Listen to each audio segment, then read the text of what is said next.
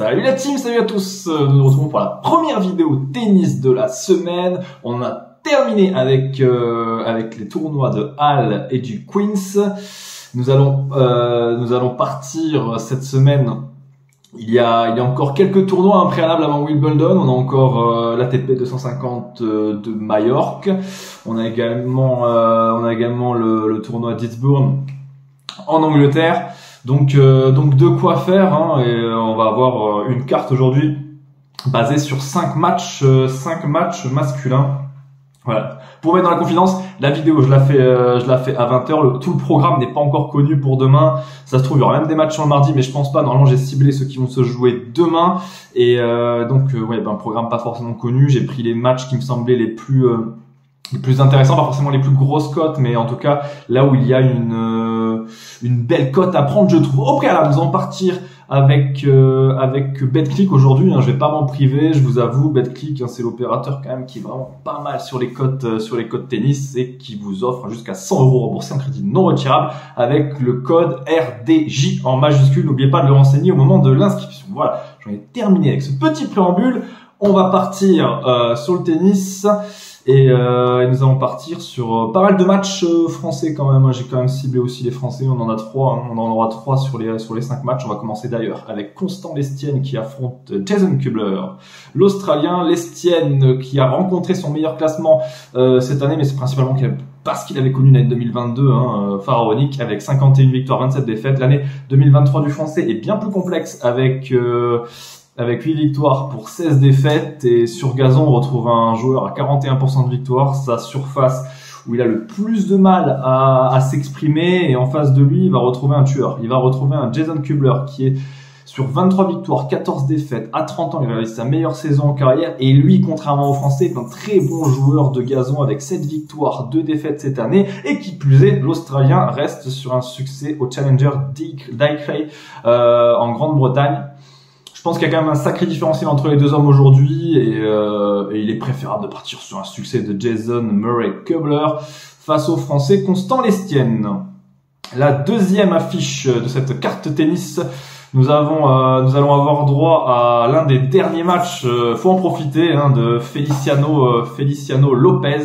Feliciano Lopez, un Espagnol de 41 ans, hein, qui va faire face à Max Purcell, un autre Australien. Bon, Feliciano Lopez, on le sait, c'est pas anodin s'il revient sur gazon. C'est un joueur qui a été très performant durant des années sur la surface. Hein. En 2014, il remporte le tournoi d'Eastbourne notamment. Il fait finale au Queens. Il fait 8e de finale cette même année à Wimbledon, et en 2019 où il remporte son dernier titre sur le circuit, c'était au Queens, hein, contre un certain Gilles Simon. Donc tout sauf anodin, hein, pour Lopez, qui est invité ici, hein, en Espagne, bien entendu, lui le local. Il aura face à lui je n'ai pas terminé. Feliciano Lopez, hein, cette année, on va quand même appuyer là-dessus, hein, parce que je vais pas vous cacher, je vais partir sur une victoire de Purcell. Feliciano Lopez, 1 victoire, 5 défaites. L'année dernière, c'est 1 victoire, 16 défaites. Donc si on cumule son bilan sur les 2 dernières années, on est sur du 2 victoires, 20 et 1 défaite. Pour un joueur de 41 ans, voilà, on peut pas non plus on peut plus vraiment lui reprocher, hein. Il tente de faire le maximum, mais c'est très compliqué, et on le comprend. Par contre, il fait quand même un très bon match, hein, lors de son dernier match, justement. Il y a une semaine, au premier tour des qualifications du Queens, il perd face au Français Arthur Rinderknecht 3-6-6, 3-7-6, ce qui reste quand même une performance plutôt honorable. Le problème, c'est qu'en face de lui, Max Purcell réalise sa meilleure saison, 39 victoires, 11 défaites pour l'Australien.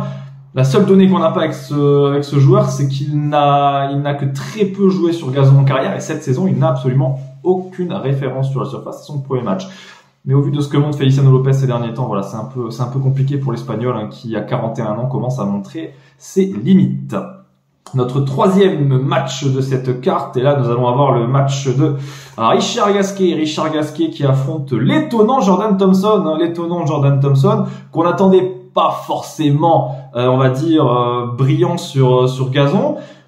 Mais c'est un mec qui répond systématiquement présent sur la surface, mine de rien. Les 2 seules finales qu'il dispute en tournoi ATP, il les dispute sur gazon. Les 2 à Hertogenbosch, hein, d'ailleurs. Là, donc finaliste aux Pays-Bas, en Hollande, où il perd contre le Lokan Talon Griekspoor.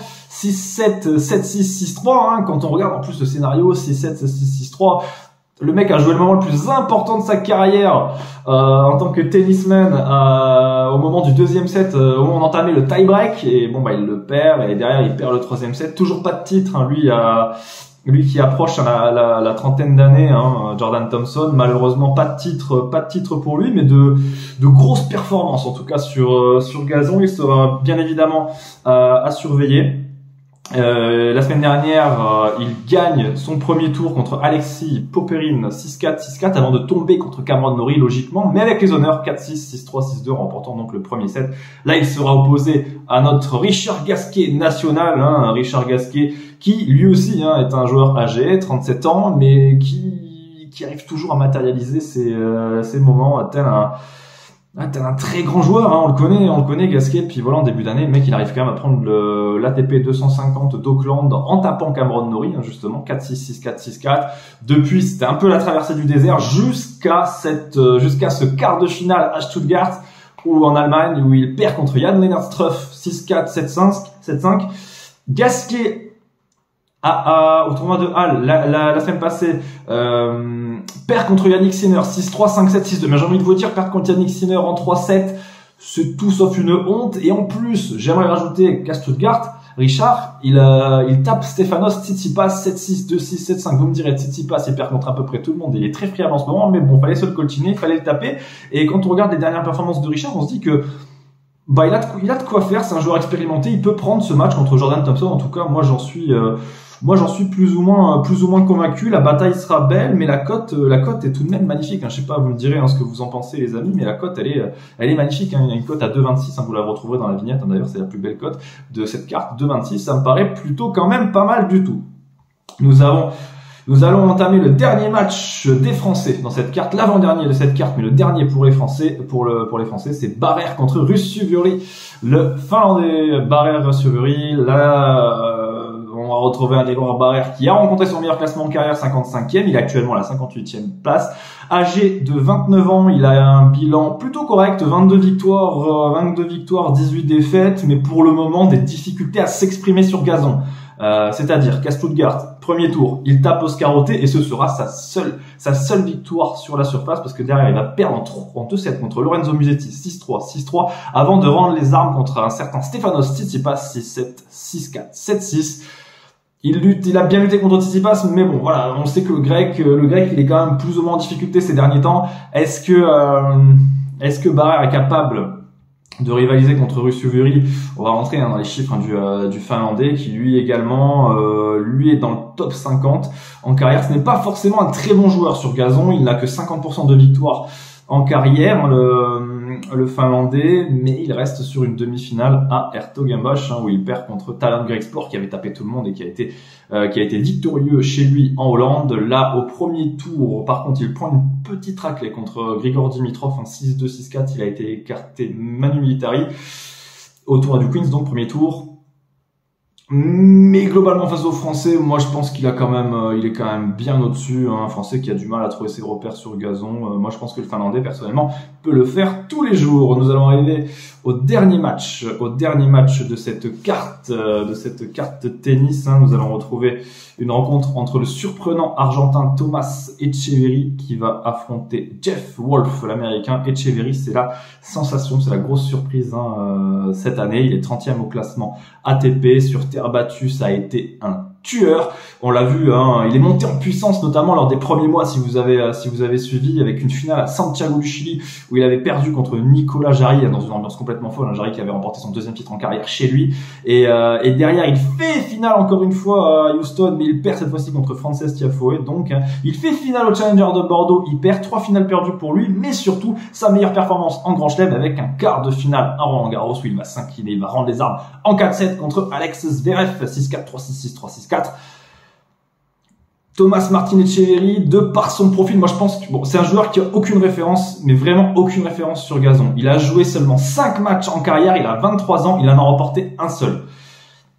Alors vous me direz, quand on voit ses stats, ça fait un peu flipper, mais au vu de son gabarit et au vu de ce qu'il a montré, c'est un excellent serveur. Il est capable de s'adapter, d'autant plus que son homologue américain, quant à lui, n'est pas non plus une référence sur gazon. Jeff Wolf, il n'a joué que 4 matchs sur cette surface. Là, c'est clairement, je vous envoie quand même sur le match qui est le plus indécis possible. Honnêtement, on va pas se mentir, parce que les deux, si on regarde les chiffres, les deux c'est des pipes sur gazon, et là, il va falloir quand même en tirer un. Moi, personnellement, j'avais vu Etcheverry parce que son service, parce que je le trouve, voilà, le mec est en confiance totale cette année.